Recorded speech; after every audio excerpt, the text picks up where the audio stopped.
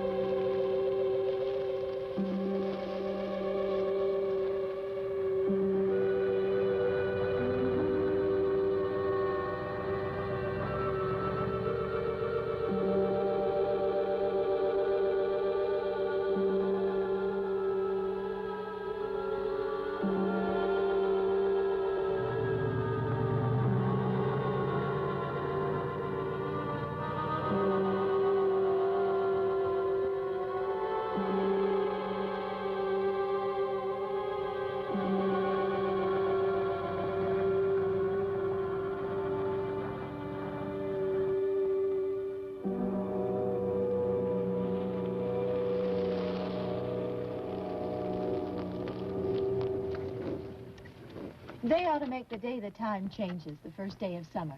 What? Well, it's 8 o'clock and it's still light. A lot of good the extra daylight does us. Now, we've still got a 3-hour drive back. We're not going to be home until after midnight. Well, if it really bugged you, Johnny, you wouldn't do it. You think I want to blow Sunday on a scene like this? You know, I figure we're either going to have to move Mother out here or move the grave into Pittsburgh. She can't make a trip like this. Oh, I don't know that she can. Is there any of that candy left? No. Look at this thing. We still remember. I don't. You know, I don't even remember what the man looks like. Johnny, it takes you 5 minutes. Yeah, 5 minutes to put the wreath on the grave and 6 hours to drive back and forth. Mother wants to remember, so we trot 200 miles into the country and she stays at home. Well, we're here, John, all right? Back on? Oh. Ladies and Hey, gentlemen, we're coming back on the air after an interruption due to technical problem.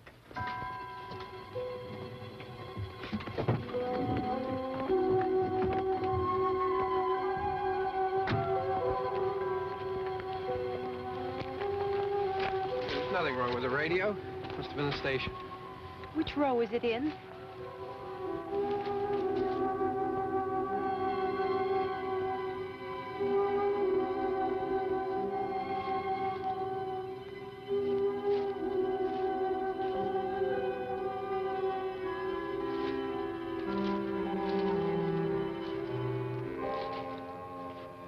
Well, there's no one around. Well, it's late. If you'd gotten up earlier. Oh, look, I already lost an hour's sleep on the time change. I think you complain just to hear yourself talk. There it is.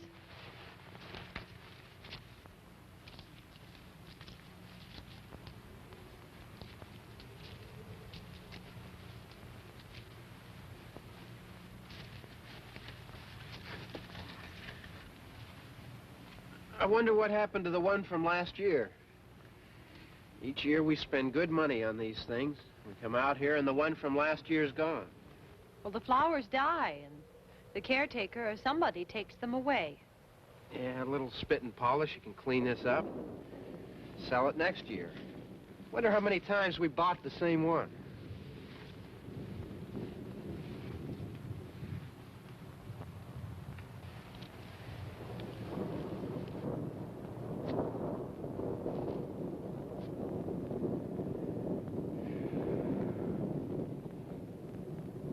Hey, come on, Barb. Church was this morning, huh?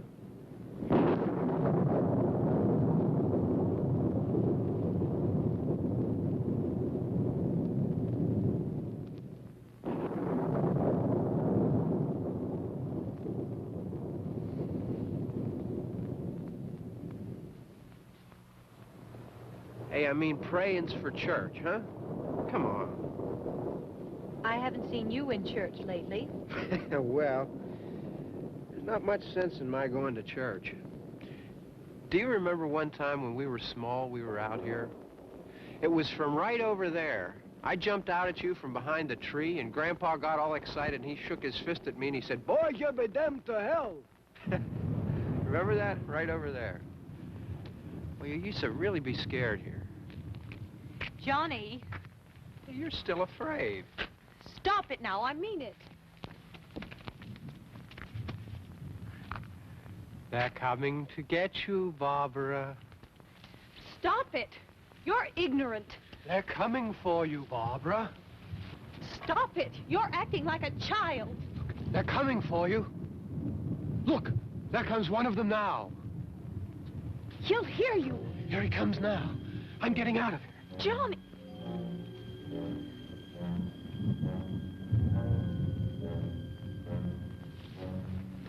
Oh! No! No! Johnny! Help me!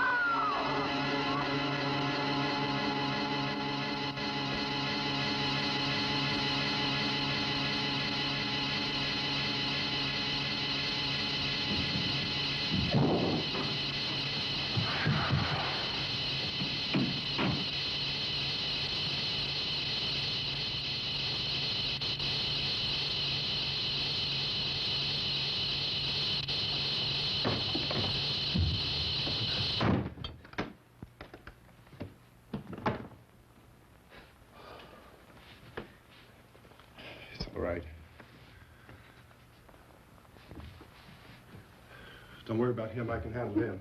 Probably be a lot more of them as soon as they find out about us. Truck is out of gas. This pump out here is locked. Is there a key?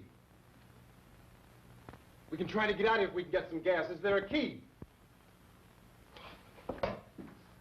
I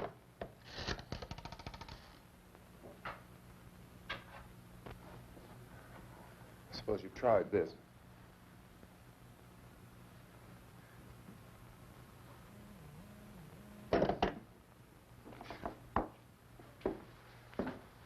Do you live here?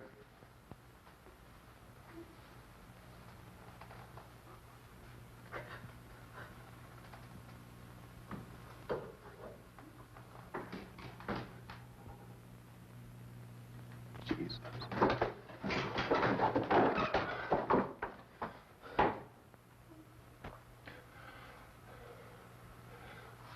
We've got to get out of here.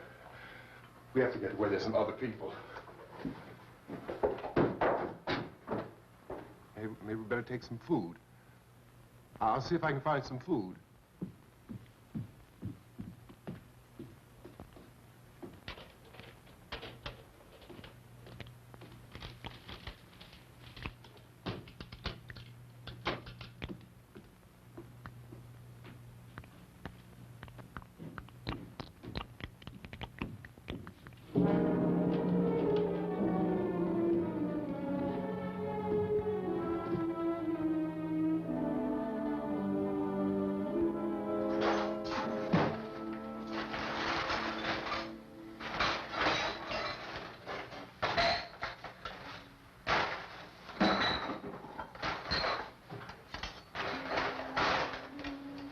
What's happening? Oh, you think it's happening? What's happening?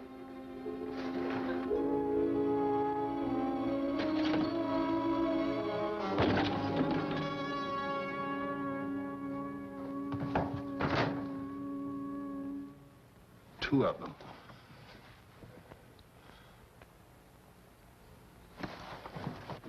There are two of them out there. Have you seen any more around here? I can take care of those two. I don't I know you're afraid, but we have I to... don't know! I don't know! What's happening? Oh.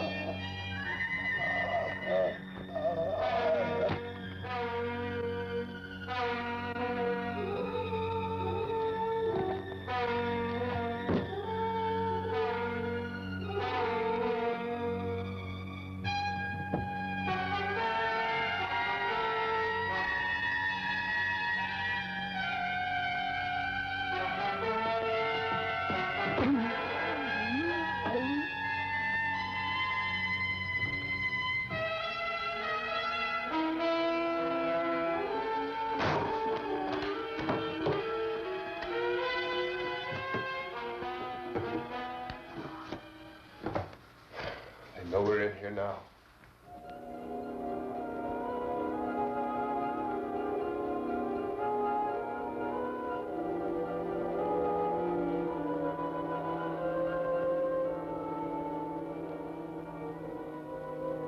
Don't look at it.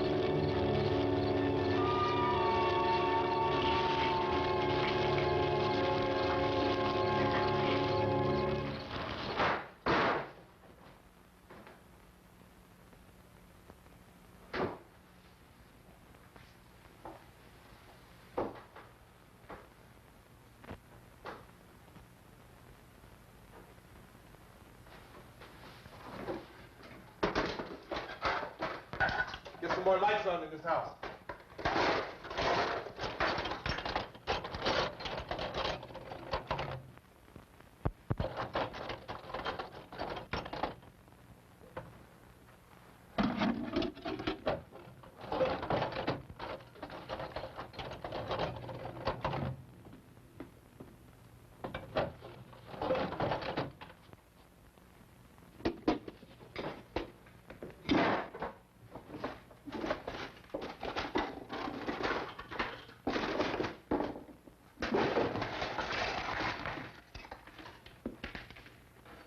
Why don't you see if you can find some wood, some board, something about a fireplace, something we can nail this place up.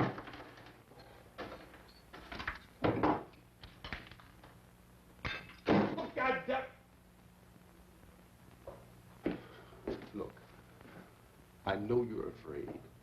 I'm afraid too. But we have to try to board the house up together.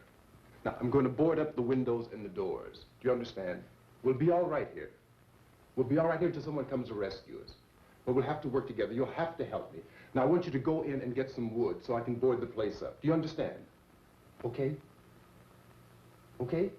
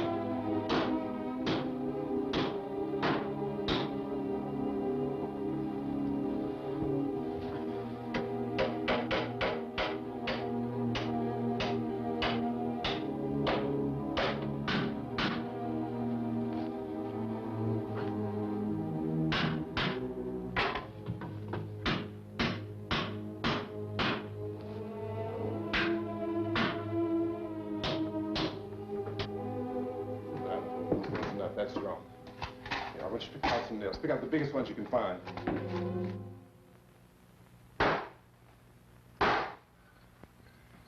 There, this room looks pretty secure. If we have to, we can run in here and board up the doors. Won't be long before those things will be back pounding their way in here. They're afraid now.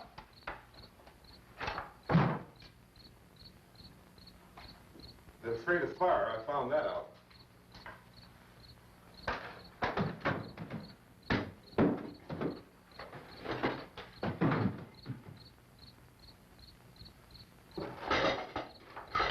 You know a place back down the road called Beekman's Diner?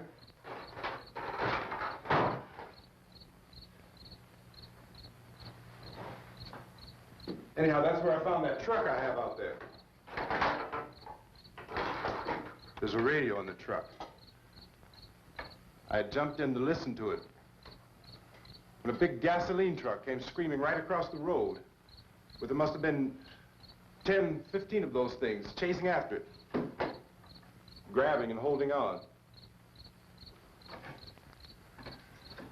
Now, I didn't see them at first. I could just see that the truck was moving in a funny way. And those things were catching up to it. The truck went right across the road. Slammed on my brakes to keep from hitting it myself. It went right through the guardrail.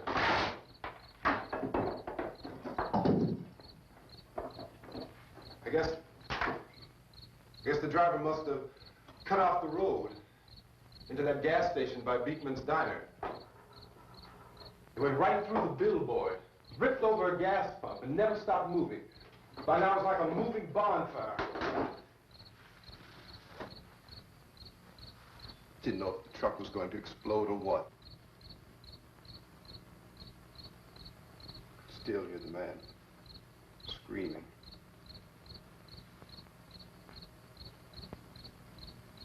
This thing is just backing away from it. I looked back at the diner to see if there was anyone there who could help me. That was when I noticed that the entire place had been encircled. There wasn't a sign of life left except by now there were no more screams. I realized that I was alone with 50 or 60 of those things, just standing there, staring at me. I started to drive. I just plowed right through them. They didn't move, they didn't run or just stood there, staring at me. Just wanted to crush them. They scattered through the air like bugs. We were riding in the cemetery, Johnny and me. Johnny.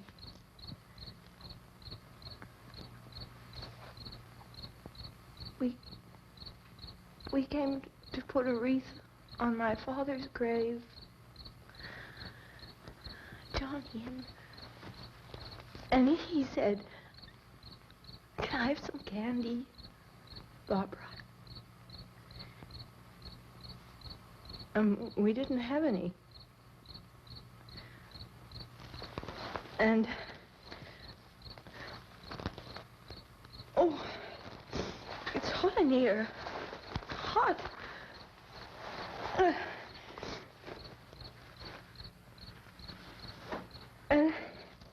And he said, "Oh, it's late. Why did we start so late?" And I said, "Johnny, if you'd gotten up earlier, we wouldn't be late." Johnny asked me if I were afraid. And I said, "I'm not afraid, Johnny." And then this man started walking up the road. He came slowly, and Johnny kept teasing me and saying, He's coming to get you, Barbara. And I laughed at him and said, Johnny, stop it. And then Johnny ran away. And I went up to this man, and I was going to apologize. Why don't you just keep calm? And I looked up, and I said, Goody. And he grabbed me. He grabbed me, and he ripped at me. He held me, and he ripped at my clothes. I think you should just calm down. Oh, I screamed, Johnny! Johnny, help me! Oh, help me! And he wouldn't let me go. He ripped. And then Johnny came and he ran and he fought this man. And I got so afraid. I ran.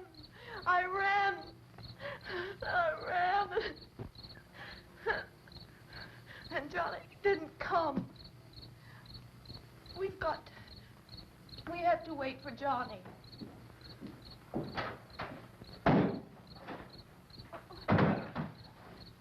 We better go out and get him. We have to go out and get Johnny. He's out there. Please, don't you hear me? We've got to go out and get him. Please! We have got to go get Johnny! Please help me! Please! Don't you know what's going on out there? This is no Sunday school picnic. Don't you understand? My brother is alone! Your brother is dead. No! My brother is not dead! Oh.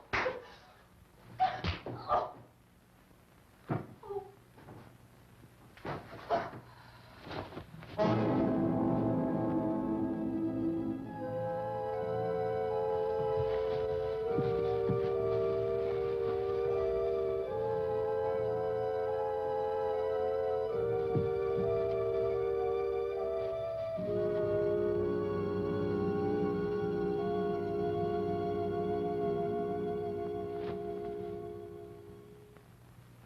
Barbara has escaped the cemetery, but she has not escaped what happened there.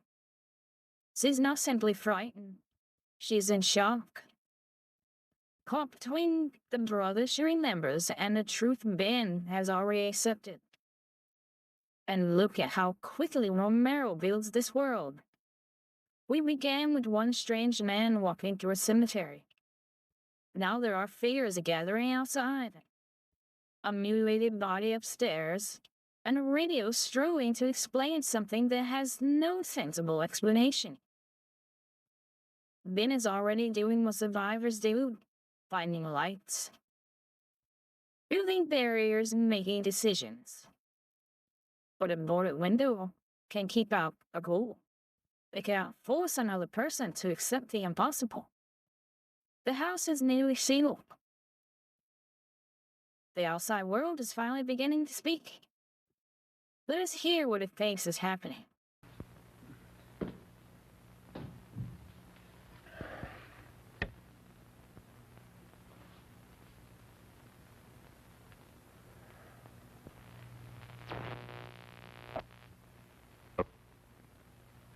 Because of the obvious threat to untold numbers of citizens, and because of the crisis which is even now developing, this radio station will remain on the air day and night. This station and hundreds of other radio and TV stations throughout this part of the country are pooling their resources through an emergency network hookup to keep you informed of all developments. At this hour, we repeat, these are the facts as we know them. There is an epidemic of mass murder being committed by a virtual army of unidentified assassins. The murders are taking place in villages, cities, rural homes, and suburbs with no apparent pattern or reason for the slayings. It seems to be a sudden, general explosion of mass homicide. We have some descriptions of the assassins. Eyewitnesses say they are ordinary-looking people. Some say they appear to be in a kind of trance. Others describe them as being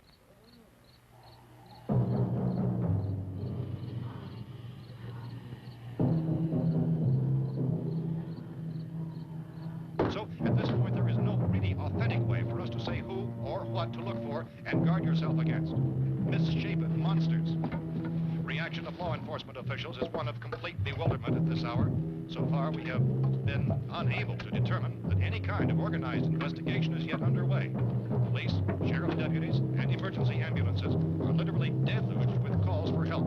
The scene can best be described as mayhem. Mayors of Pittsburgh, Philadelphia, and Miami, along with the governors of several eastern and midwestern states, have indicated the National Guard may be mobilized at any moment, but that has not happened as yet. The only advice our reporters have been able to get from official sources is for private citizens to stay in their homes behind locked doors. Do not venture outside for any reason until the nature of this crisis has been determined and until we can advise what course of action to take. Keep listening to radio and TV for any special instructions as this crisis develops further. Thousands of office and factory workers are being urged to stay at their places of employment, not to make any attempt to get to their homes. However, in spite of this urging and warning, streets and highways are packed with frantic people trying to reach their families or apparently to flee just anywhere. We repeat, the safest course of action at this time is simply to stay where you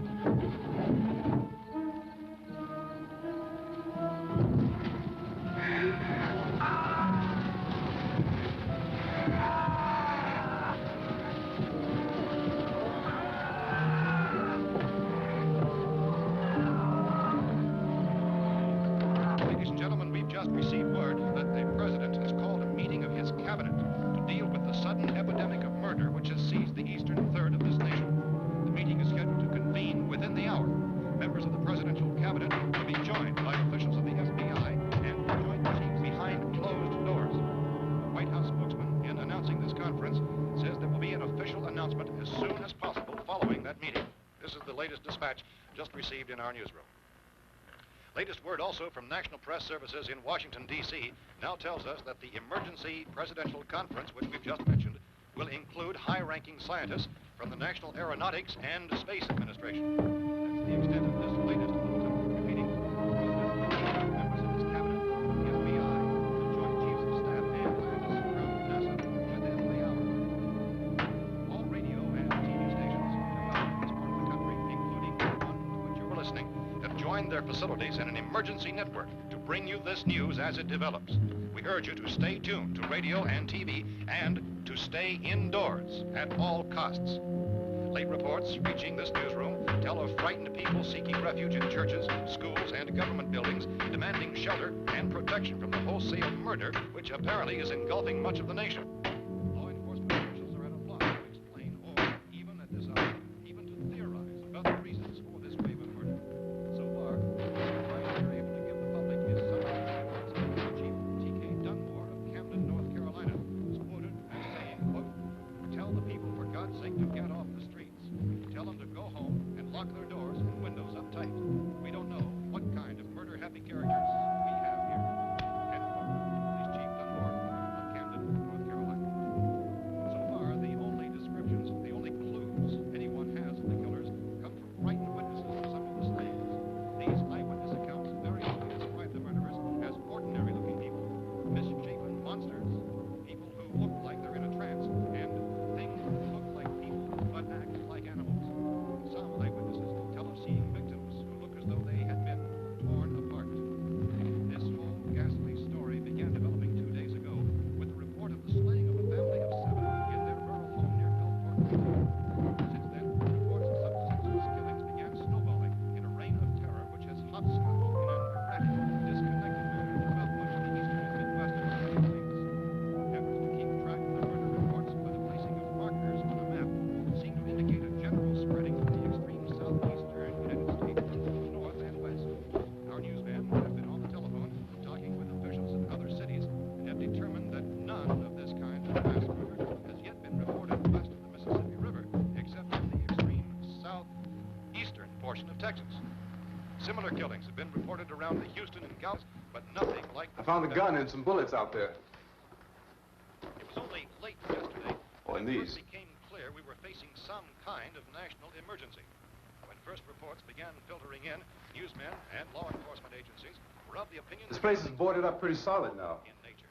However, as these We ought to be all right reports here for a while. increased dramatically, it was soon apparent that We have this the was gun something and more than the bullets. usual run of lawlessness. Food and the radio. Some began to suspect an obscure kind of conspiracy. Sooner or later, someone's Things as bound to come and get us out. creatures from outer space agencies urging you to seek shelter in a building. Lock the doors and windows securely. Hey, that's us. We're doing all right. Be cautious of any suspicious strangers. And keep tuned to your radio and television for survival instructions and further details of this continuing story.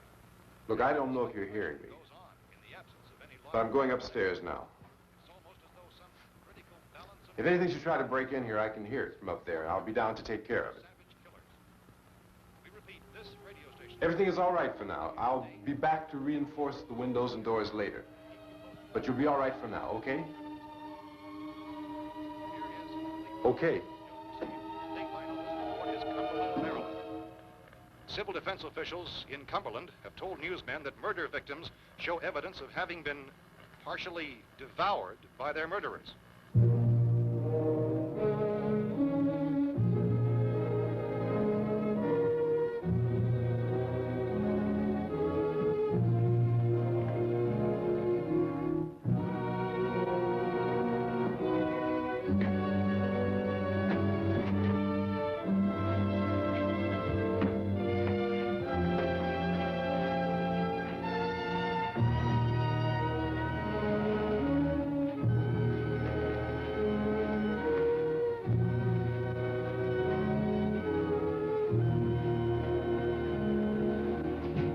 Consistent reports from witnesses to the effect that people who acted as though they were in a kind of trance were killing and eating their victims prompted authorities to examine the bodies of some of the victims.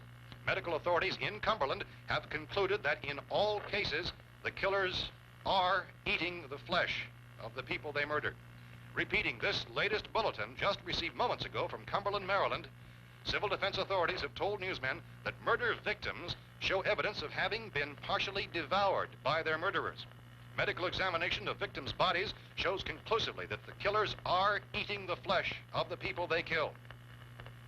And so this incredible story becomes more ghastly with each report. It's difficult to imagine such a thing actually happening, but these are the reports we have been receiving and passing on to you, reports which have been verified as completely as is possible in this confused situation. It is happening, and it would appear that no one is safe from this wave of mass murder.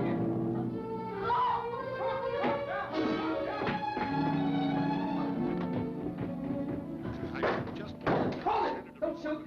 We're from town. A radio. County, Pennsylvania. The Butler County Sheriff has verified that reports of murder being partially eaten by their slayers is true. No further details available at this time. However, How long you guys been down there? I could use some help up here. That's the cellar. It's the safest place. You mean you didn't hear the racket we were making up here? How were we supposed to know what was going on? Could have been those things for all we knew. That girl was screaming. Sure, you must know what a girl screaming sounds like. Those things don't make any noise. Anybody would know somebody if they needed help. Look, it's kind of hard to hear what's going on from down there. We thought we could hear screams, but for all we knew, that could have meant those things were in the house afterward. And you wouldn't come up and help. Well, if there were more... The racket sounded like the place was being ripped apart. How were we supposed to know what was going on? Now, wait a minute. You just got finished saying you couldn't hear from down there. Now you say it sounded like the place was being ripped apart. It would be nice if you get your story straight, man. All right, now you tell me. I'm not going to take that kind of a chance when we got a safe place. We luck into a safe place, and you're telling us we got to risk our lives just because somebody might need help, huh? Yeah, something like that. All right, why don't we settle this... Look, mister, we came up. Okay, we're here. Now I suggest we all go back downstairs before any of those things find out we're in here. They can't get in here. You got the whole place boarded up? Yeah, most of it. All but a few spots upstairs. They won't be hard to fix. You're insane. The cellar's the safest place. I'm telling you, they can't get in here. And I'm telling you, those things turned over our car. We were damn lucky to get away at all. Now you tell me those things can't get through this lousy pile of wood? His wife and kids downstairs. The kid's hurt. Well, I still think we're better off up here. We could strengthen everything up, Mr. Cooper. With all of us working, we could fix this place up in no time. We have everything we need up here. We can take all that stuff downstairs with us. Man, you're really crazy, you know that? You got 1,000,000 windows up here. All these windows, you're gonna make them strong enough to keep these things out, huh? I told you, those things don't have any strength. I smashed 3 of them and pushed another one out the door. Did you hear me when I told you they turned over our car? Oh, hell, any good 5 men can do that. That's my point. Only there's not going to be 5 or even 10. There's going to be 20, 30, maybe 100 of those things. And as soon as they know we're here, this place is going to be crawling with them. Well, if there are that many, they'll probably get us wherever we are. Look, the cellar. The cellar, there's only one door, right? Just one door, that's all we have to protect. Tom and I fixed it so it locks and boards from the inside. But up here, all these windows, why, we'd never know where they were going to hit us next. You got a point, Mr. Cooper. But down in the cellar, there's no place to run to. I mean, if they did get in, there'd be no back exit. We'd be done for. We can get out of here if we have to. And we got windows to see what's going on outside. But down there with no windows, if a rescue party did come, we wouldn't even know it. But the cellar is the strongest place. The cellar is a death trap. I don't know, Mr. Cooper. I think he's right. You know how many's out there? I don't know. Maybe 6 or 7. Look, you two can do whatever you like. I'm going back down to the cellar, and you better decide. Because I'm going to board up that door, and I'm not going to unlock it again no matter what happens. Now, wait a minute, Mr. Cooper. No, I'm not going to wait. I've made my decision, now you make yours. Now, wait a minute. Let's think about this. We can make it to the cellar if we have to. And if we do decide to stay down there, we'll need some things from up here. So let's at least consider this a while. If you box yourself in the cellar and those things get in the house, you've had it. At least up here you have a fighting chance. Yeah, it looks like about 8 or 10 out there now. There's more than there were. There are a lot out back, too.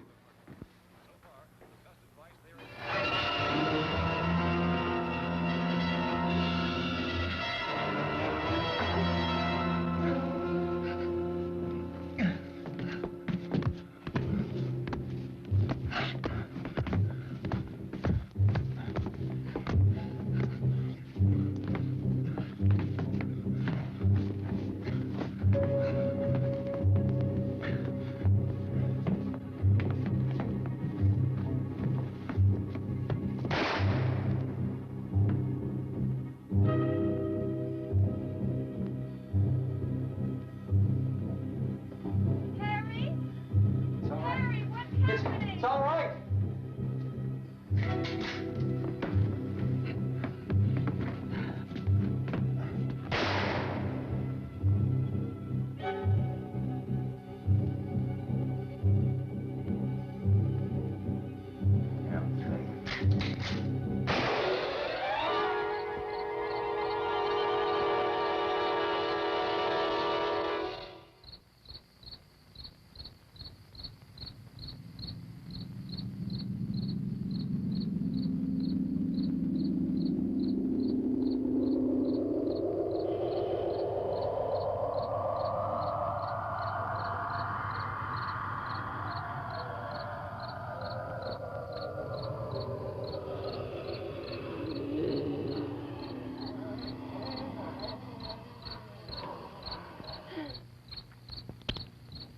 Gotta fix these boards. You're crazy. Those things are going to be at every window and door in this place. We've got to get down into the cellar. Go down in your damn cellar. Get out of here! I'm taking the girl with me. You leave her here. You keep your hands off her. And everything else that's up here, too. Because if I stay up here, I'm fighting for everything up here. And the radio and the food is part of what I'm fighting for. Now, if you're going down the cellar, get. The man's insane. He's insane. We've got to have food down there. We've got a right. This is your house. We've got a right. You going down there with him? Well, Yes or no? This is your last chance. No beating around the bush. Listen, I got a kid down there. She can't possibly, I couldn't bring her up here. She can't possibly take all the racket and those things smashing through the windows. Well, you're her father. If you're stupid enough to go die in that trap, that's your business. However, I am not stupid enough to follow you. It is tough for the kid. Their old man is so stupid. Now, you get the hell down in the cellar. You can be the boss down there. I'm boss up here.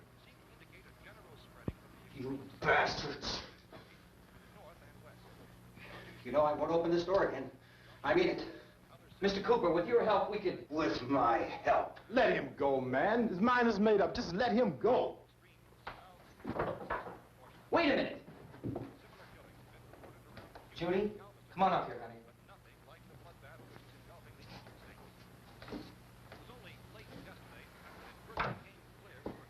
You're gonna let them get hurt too, huh? all right, honey. Go ahead.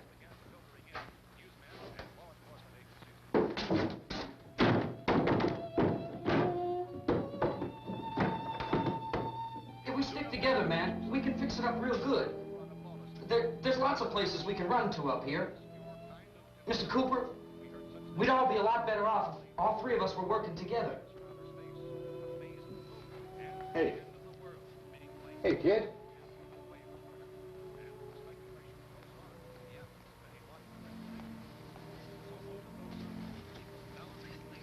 He's wrong, you know. I'm not boxing myself in down there. We repeat, this radio station will remain on the air day and night. Well, we're safe now. It's boarded up tight. What about Tom and Judy? They want to stay up there, let them. There are two other people upstairs, a man and a girl. We heard the screaming. Yeah, but I didn't know who they were, and I wasn't about to take any unnecessary chances. Of course not, Harry.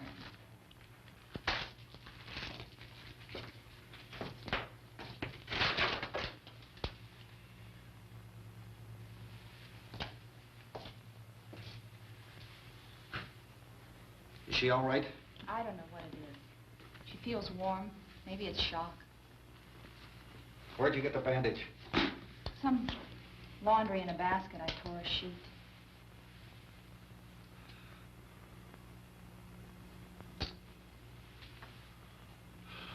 Let them stay upstairs. Let them. Too many ways those monsters can get in up there. We'll see who's right. We'll see when they come begging me to let them in down here. That's important, isn't it? What? To be right, everybody else to be wrong. What do you mean by that? Does anyone up there know why we're being attacked? Whatever it isn't just happening here. It's some kind of mass murder. It's going on everywhere. The radio said to stay inside. Radio? Radio upstairs. I heard a news bulletin. There's a radio upstairs and you boarded us in down here? I know what I'm doing. What did it say? Nothing. Nothing. They don't know anything yet. There's mass murder everywhere, and people are supposed to look for a safe place to hide. Take the boards off that door. We are staying down here, Helen. Harry, that radio is at least some kind of communication. If the authorities know what's happening, well, they'll send people for us to tell us what to do.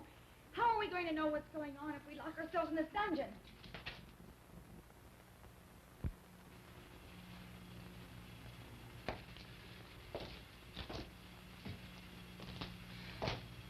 We may not enjoy living together,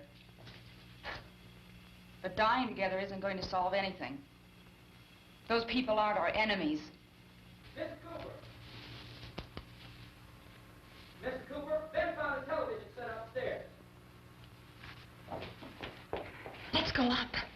Well, my darlings, the farmhouse now contains food, a radio, a gun, several locked doors, and exactly one thing it cannot survive: a committee meeting. Ben believes the upper floor gives them room to move and windows to watch. Harry believes the cellar is the only defensible place. Both arguments contain some sense, but neither man is really listening. The struggle is no longer only about safety. It is about authority. That is one reason this film still feels so alive. The dead move with one purpose. The living bring pride, fear, resentment, love, and ooms into every decision. The ghouls do not have to divide them.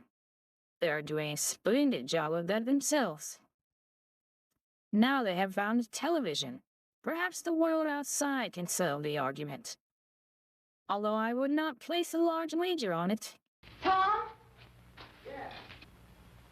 If Judy would come downstairs for a few minutes, Harry and I could come upstairs. Okay, yeah, right away. Will you do it? Do I have to? Look, honey, nothing's gonna get done with them down there and us up here. Do this for me. Okay. Okay,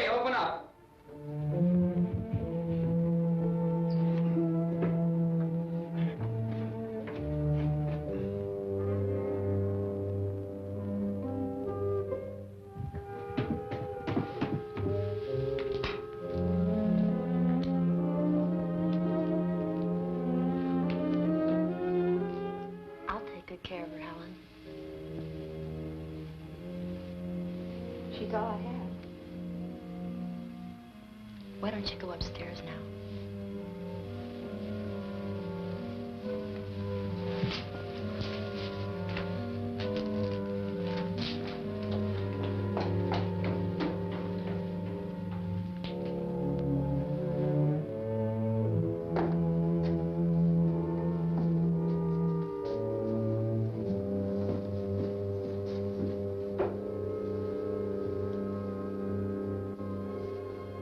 Her brother was killed. Hey, give me a hand with this thing. I gotta go help Ben with the television.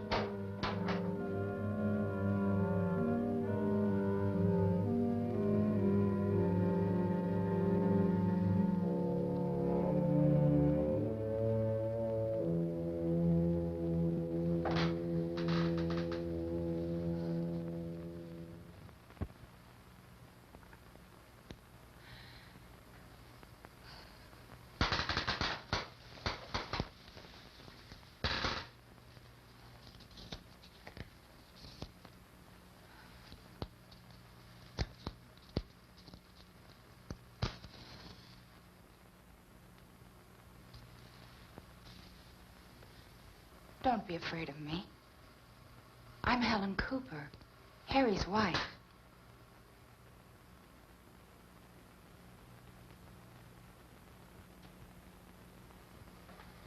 This place is ridiculous. Look at this. There's a million weak spots up here. Give me one of those.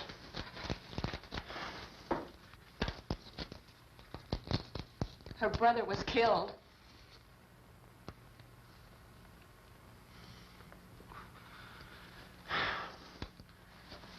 And they talk about these windows. I can't see a damn thing. There could be 15 million of those things out there. That's how much good these windows are. Why don't you do something to help somebody?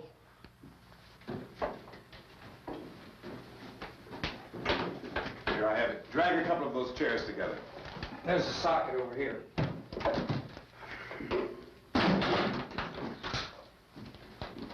You better watch this and try to understand what's going on. I don't want anyone's life on my hands. Is there anything I can do to help? I don't want to hear any more from you, mister. If you stay up here, you take orders from me.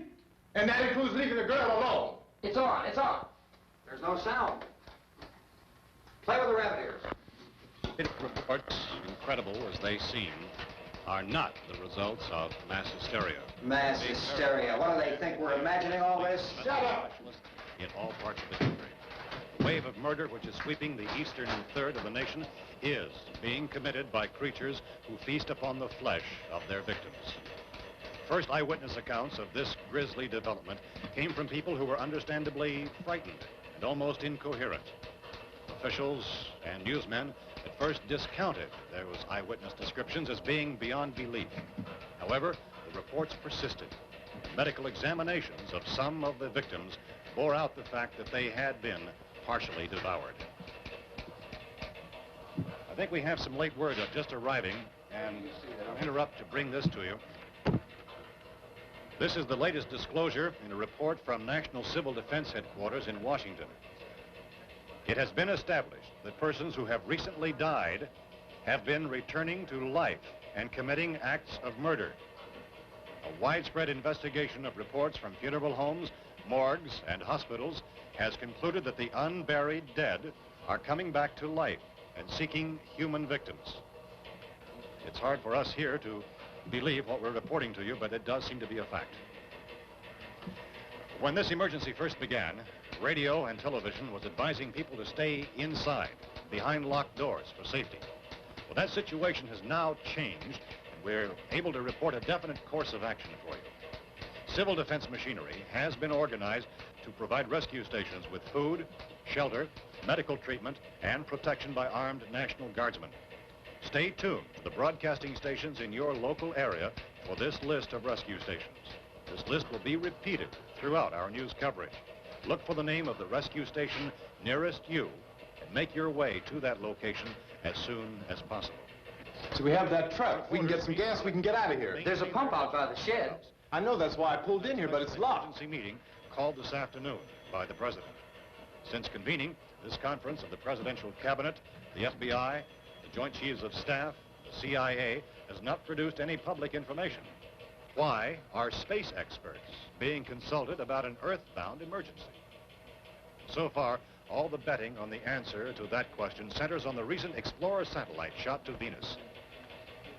That satellite, you'll recall, started back to Earth, but never got here.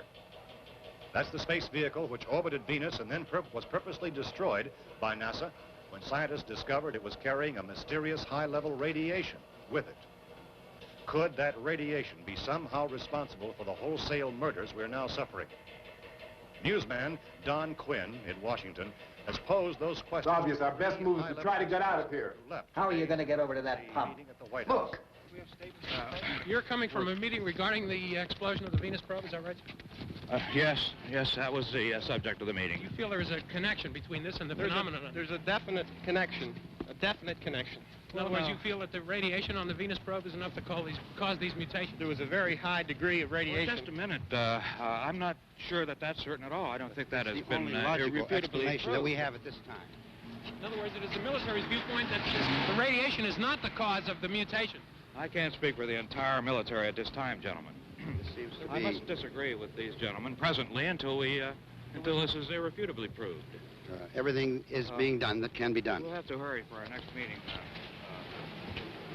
Professor, you feel that there is a definite connection between them? Definite connection as far as Dr. Keller and myself. Doctor, please. I thought we decided that is not proved yet. Was the satellite, when the satellite was exploded? An unusual amount of radiation, enough to cause mutation under certain circumstances. Could have happened. Have a bearing on it. It does seem to have a bearing. Will there be a reply for the later? Yes. There will be a reply. Yes. Later this afternoon. There will be a report this afternoon. Well, perhaps there will be a report. Yes. A later report. Will you close the window? We are doing everything possible to solve the problem. Some further explanation of this. We've heard all we need to know. We have to try to get out of here. He said the rescue stations have doctors and medical supplies. If we could get care in there, we could get help for her. No, it's one of the world's foremost authorities on space science and technology. Willard. I saw a sign that said Willard. It's only about 17 miles from here. You know this area. You from around here? Judy and I are both from around here. We were on our way up to the lake to go swimming. And Judy had a radio, and we heard the first reports about this. So we knew the old house was here, and we came in and found the lady upstairs dead. Then these other people came. We went down into the basement and put a bar across the door, and it is pretty strong. How could we possibly get away from here? We've got a sick child, 2 women, 1 woman out of her head, 3 men, and the place is surrounded with these things. For NASA. Dr. Grimes, your entire staff, I know, has been working very hard to find some solution to these things that are happening. Do you have any answers at this time? Yes, we have some answers. But first, let me stress the importance of seeking medical attention for anyone who's been injured in any way. We don't know yet what complications might result from such injuries. How bad has your kid been hurt? Good advice, Doctor.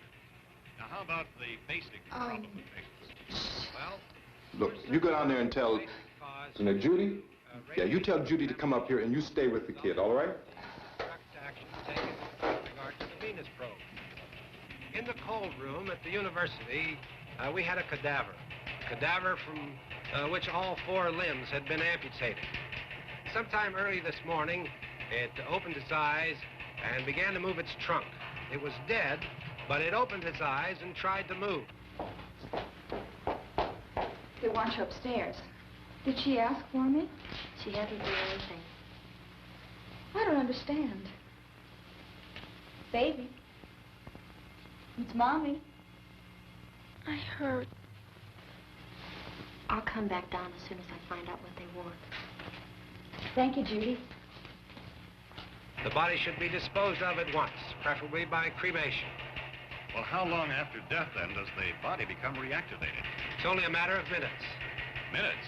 Well, that doesn't give people time to make any arrangements. No, you're right. It doesn't give them time to make funeral arrangements.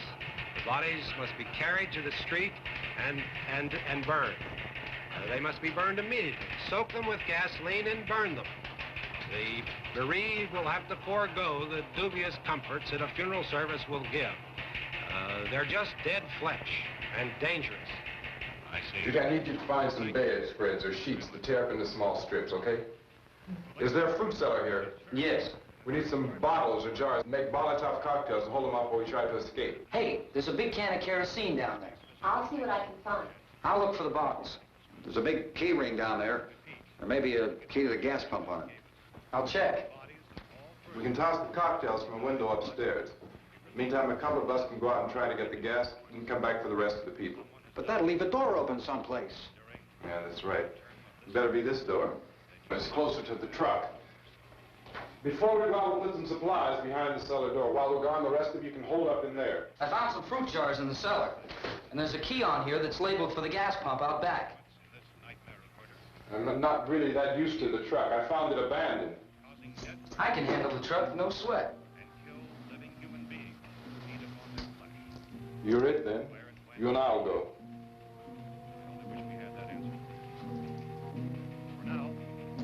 We'll put whatever lumber we find behind the cellar door. You can go upstairs and toss the cocktails from a window. Tom, you and I will have to unboard this door. After you toss the cocktails, you hustle back down here and lock this door. It's no good to board it up because we'll have to get back in quickly. After we get the gas and get back into the house, then we'll worry about getting everybody into the truck. Now let's move it. No place to flee for safety, except to the rescue stations which have been set up. Indications are that before this emergency is over, we will need many, many more such rescue stations.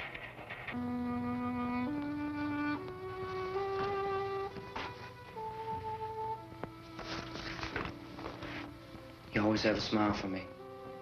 How can you smile like that all the time? How many do you have done? Come on, honey, we gotta move. Tom, are you sure about the phone? The phone is dead out. All you get is a recorded message. If I could only call the folks. They're going to be so worried about us. Everything will be all right. As soon as we get to Willard, we'll call them. They might even be there. I know. Tom? Are you sure we're doing the right thing, Tom? What, about getting out of here? Yeah. Well, the television said that's the right thing to do. We've got to get to a rescue station. I don't know. Come on, honey, you're starting to sound like Mr. Cooper now. But why do you have to go out there? Look, I know how to handle that truck, and I can handle the pump. Ben doesn't know anything about that stuff. But we're safe in here. For how long, honey? We're safe now. But there's going to be more and more of those things. I know all that. Hey, listen. Remember when we had the big flood? Remember how difficult it was for us to convince you that it was right to leave? Remember we had to go to Willard then? This isn't a passing thing, honey. It's not like just a wind passing through. We've got to do something, and fast.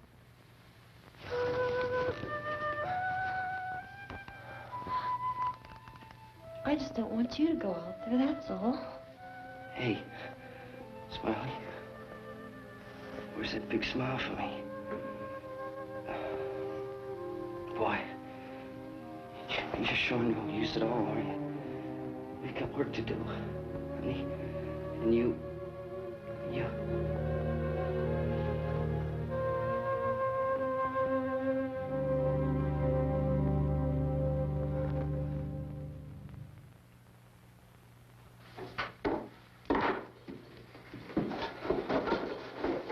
We better get her downstairs.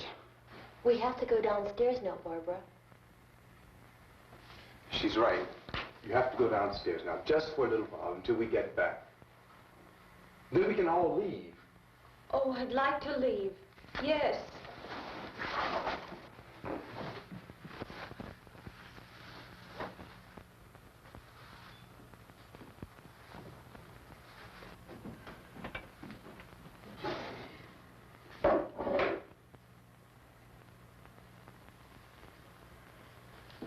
Good luck. They finally have a plan. Fire to clear the path, the truck to reach the gasoline pump, and a rescue station waiting somewhere beyond the dark.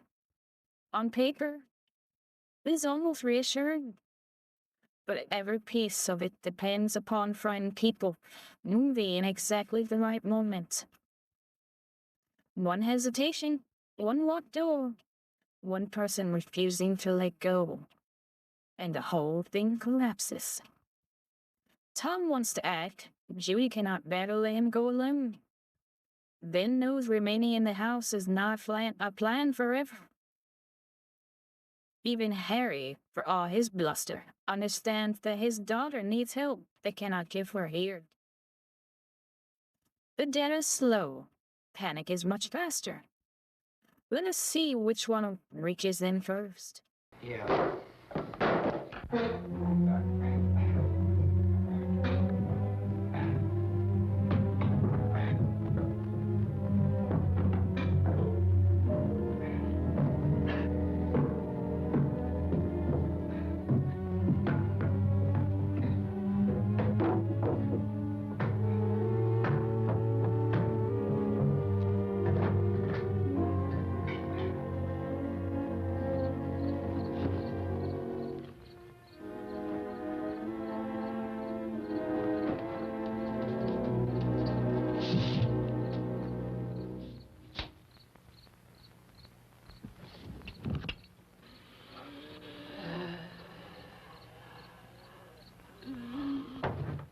You ready upstairs? Yeah. Okay, toss 'em.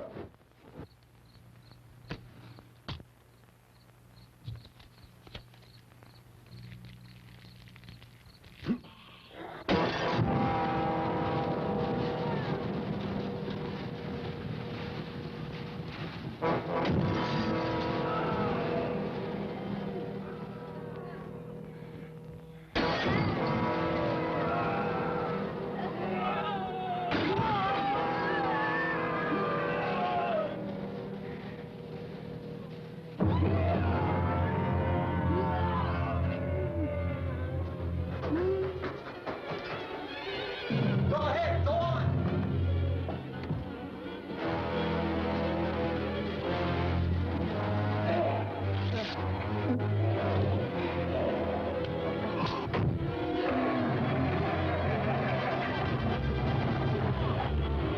I'm going with him. Get back in the cellar. I'm going. It's too late. It's too late.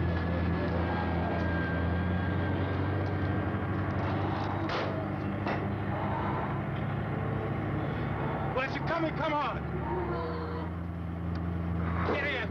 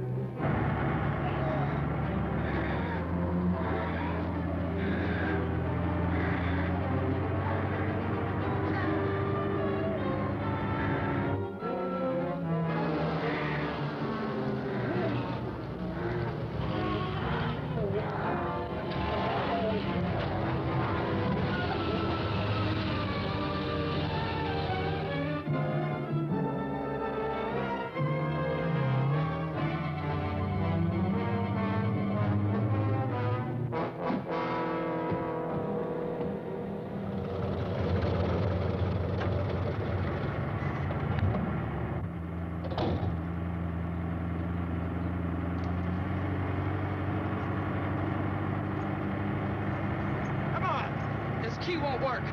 Watch it.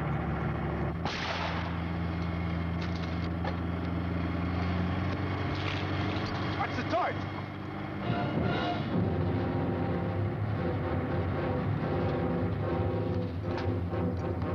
Gotta get away from the pump.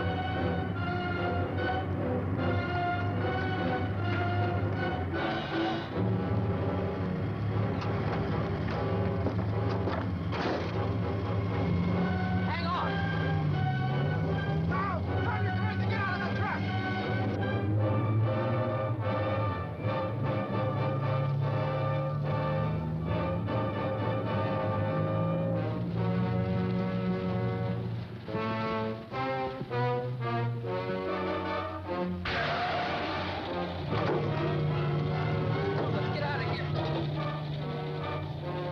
on, come on.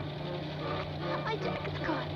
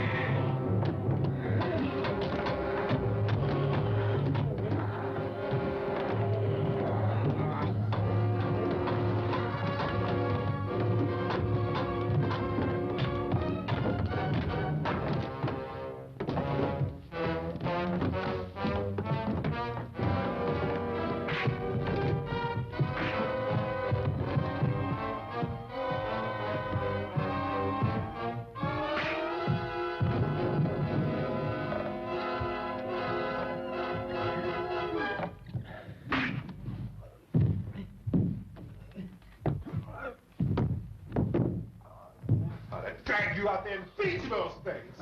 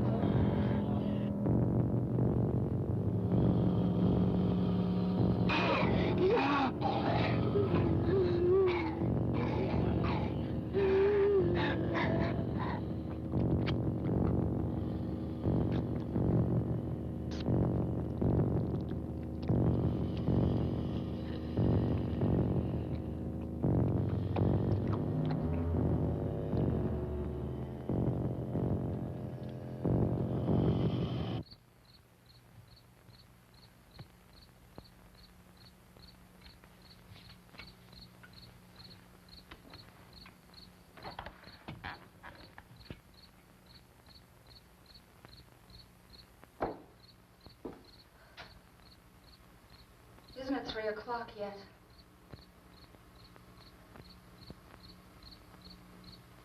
There's supposed to be another broadcast at 3 o'clock. 10 minutes. Oh, only 10 more minutes? We don't have very long to wait. We can leave. Well, we'd better leave soon.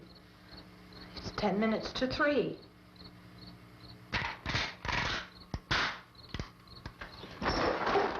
You know anything about this area at all? I mean, is Willard the nearest town? I don't know. We were just trying to get to a motel before dark. You said those things turned your car over. You think we can get it back on its wheels and drive it? Where is it? Seems like it was pretty far away. Seems like we ran. Forget it. It's at least a mile. Johnny has the keys. You gonna carry that child a mile through that army of things out there? I can carry the kid. What's wrong with her? How'd she get hurt? One of those things grabbed her. Bit her on the arm. What's wrong? Who knows what kind of disease those things carry? Is she conscious? Barely. She can't walk. She's too weak. Well, one of us could try to get to the car. You gonna turn it over by yourself? You can't start the car. Johnny has the keys. You have a car? Where? Where is it? You won't be able to start it. Yeah, I know. But where is it?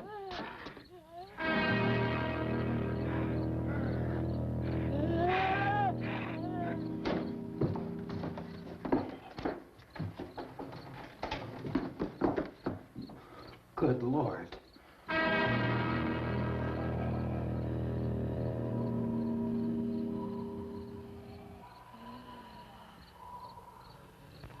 Being monitored closely by scientists at all the radiation detection stations.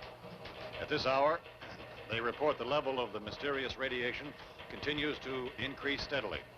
So long as this situation remains, government spokesmen warn that dead bodies will continue to be transformed into the flesh-eating ghouls. All persons who die during this crisis, from whatever cause, will come back to life to seek human victims unless their bodies are first disposed of by cremation.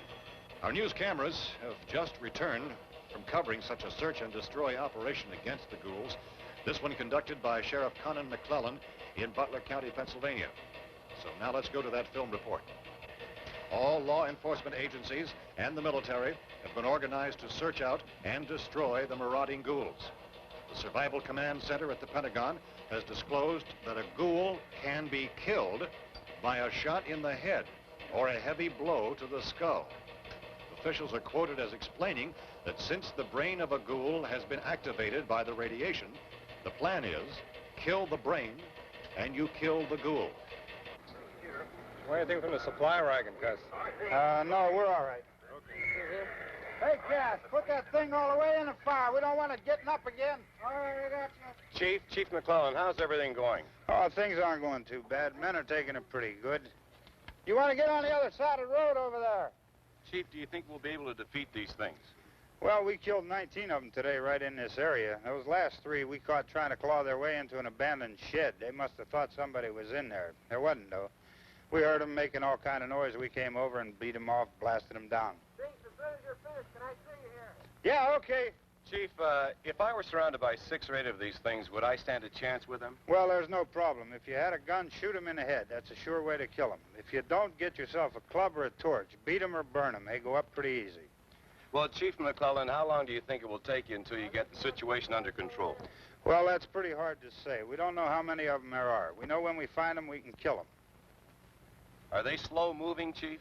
Yeah, they're dead. They're all messed up. Well, in time, would you say you ought to be able to wrap this up in 24 hours?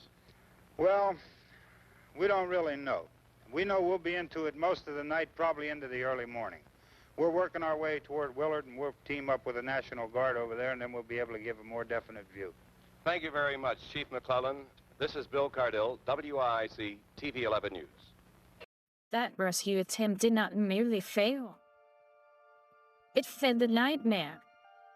And while the people inside this house are losing every option, the men outside speak as though the crisis can be measured, organized, and swept away by morning. The field report is chilling because it sounds so ordinary. Coffee is passed around, orders are given, the dead are treated like refuse to be cleared from the road. From a distance, everything appears to be under control. Inside the farmhouse, nothing is under control. The lights are failing, the barriers are weakening. Karen's condition is worsening. And the people who needed one another most have spent the night fighting over the safest place to die. Romero is about to remove every comfort and conventional horror movie might offer us. I will not interrupt what remains. Watch closely, my darlings. The final horror may now come from the dead alone. Thank you, Bill, for that report. Official spokesman declined to speculate just how long it may take to kill off all the flesh eaters, so long as the heavy rain...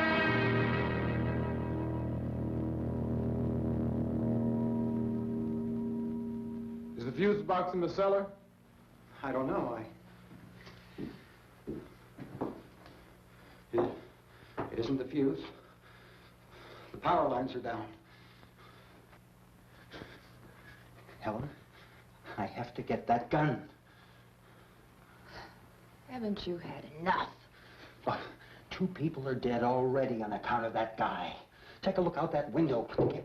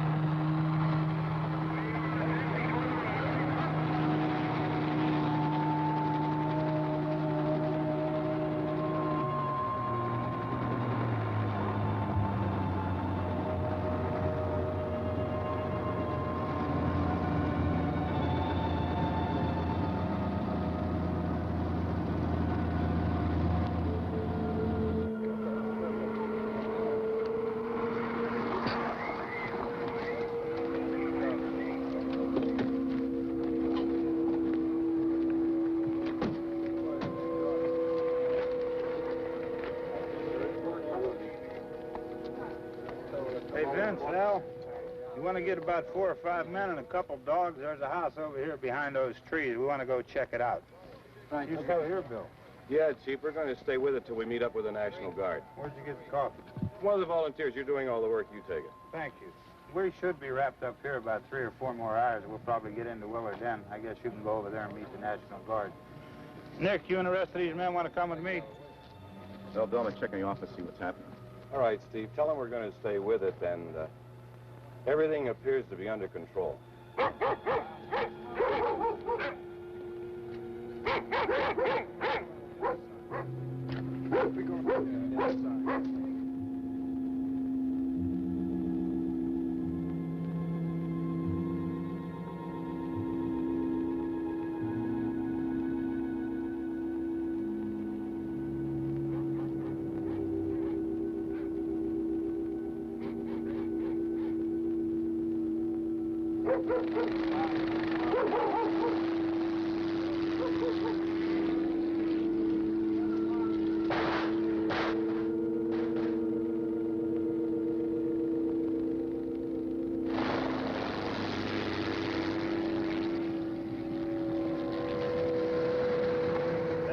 Down there by the barn. Some of these guys can follow the wagon down. I only need a few men to check out the house. Somebody had a cook out here, Vince. Yeah, sure looks like it, Cop.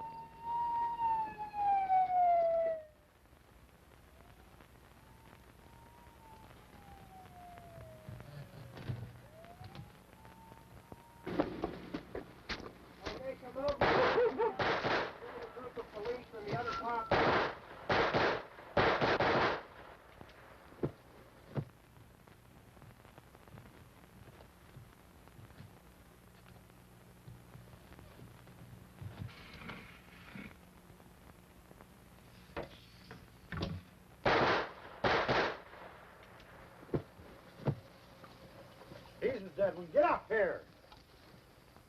Nick, Tony, Steve, you want to get out in that field and build me a bonfire?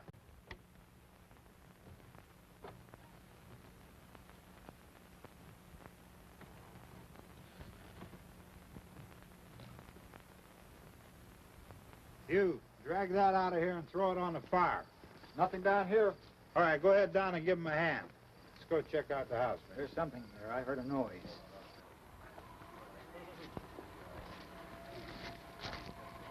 All right, Vince, hit him in the head, right between the eyes. Good shot. Okay, he's dead. Let's go get him. That's another one for the fire.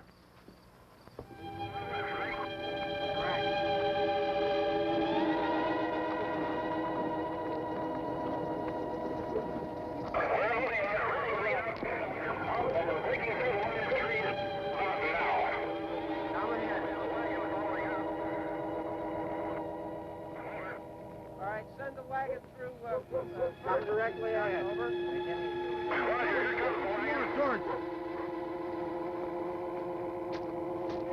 Keep those dogs back off of those things.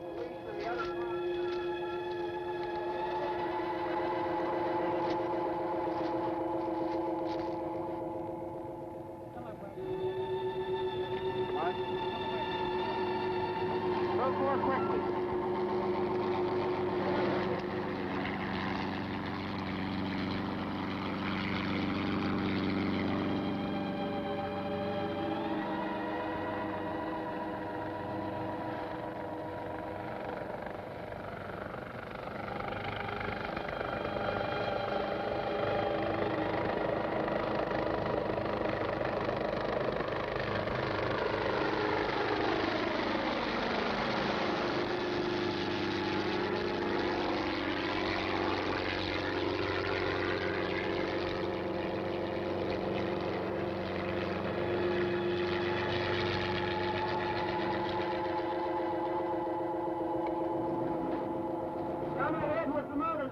Please.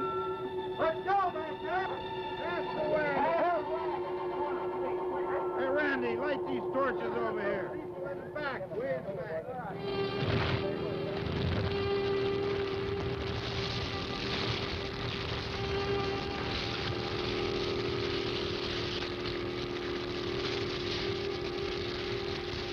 Morning came, but mercy did not. Ben survived the ghouls, the fire, the barricade, and the people trapped beside him. Then daylight arrived, and the living mistook him for one more thing to destroy. No grand farewell, no heroic recognition. One distant command, one gunshot, and a body carried to the fire. That ending is why Night of the Living Dead remains more than an influential monster movie. Romero gives us no signal in this sense.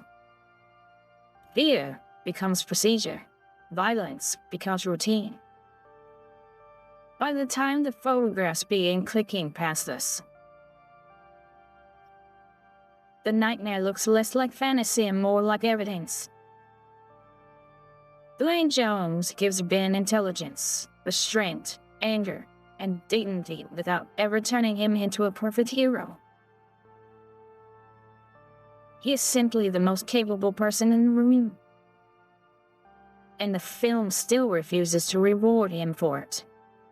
Made for outside Hollywood on a remarkably small budget, Night of the Living Dead helped establish the mono-screen pool and prove that independent horror could be raw, political, intimate, and unforgettable. The world has copied its Dead for generations. Very few films have matched the cruelty of its final morning. Thank you for spending a night with me in the pink room. Tell me in the comments, would you have stayed upstairs with Ben, gone into the cellar with Harry, or tried to reach the truck? And if you enjoyed tonight's show, please like, subscribe, and join me for our next descent into classic horror. Until then, keep the doors locked, keep the television on. Remember, my darling, sometimes surviving the night is only the beginning.